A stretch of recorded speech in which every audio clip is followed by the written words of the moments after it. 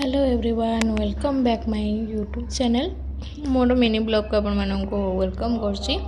तो आज हूँ भुवनेश्वर को मुझे पलि आस गाँव तो ये दांत घसिकी टे पणा पीदेली कहीं मत बेल पणा एत भी खास लगे मत दही छेना बहुत पसंद तो ये दांत घसिक पणा पीदेली तापर टे खाईदेली टे पिठा आ भजा आउे आज गोटे जगह को जीवार अच्छी वीडियो कंटिन्यू जानीपारे तापर ये बिस्किट नाटा आपण मैंने कमेंट से निया जानवे तो मुझे रेडी होकर बिस्किटा खाईदेली। ये बिस्किट इतने बहुत टेस्ट लगुला बढ़िया लगुला मत यहाँ मुझे फास्ट टाइम खाइली तापर रेडी होकर बाहरली जीवाई। देखो मो सान भौणीर देह भल ना तथा मुझे नहीं जाऊँगी देखो मुँह केमती सुखी जाइए तो एते जोर खरा हो कि माने कही होनी भुवनेश्वर तापर आसी फाइनाली ऑटोरे बसीगली ऑटोरे बसिकी टे आसिक मार्केट बिल्डिंग रे पहुँची गलु। मार्केट बिल्डिंग पहुँच सारापर टे सोडा पीदेलु तापर ये इयरिंग्स सब पड़ा इयरिंग्स रेट हूँ 30 रुपीज़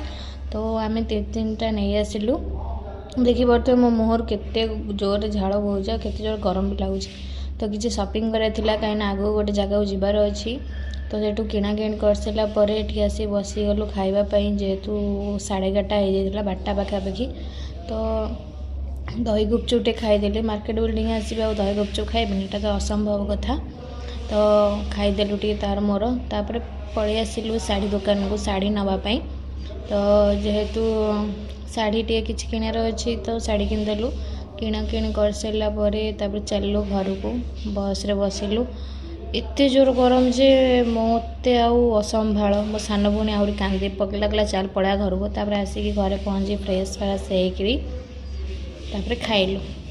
भात डालमा एते सारा आइटम होता तो ता सान पखाड़ भात मु किंतु गरम टे खाइली पखाड़ भी खाइली मिसईकरी खाईदेली जेहेतु गरम हो लगी आबे तो समस्त घरे पखाड़ ही होतापर खाई पी सारापर चलली शोयापाई पखाड़ खाइबा मात्रक निद सांगे सांगे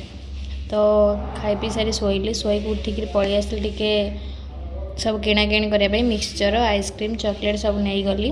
हो सारापर तो घर को जावा टाइम हो गला तो चलतु ये रखुची बाय बाय।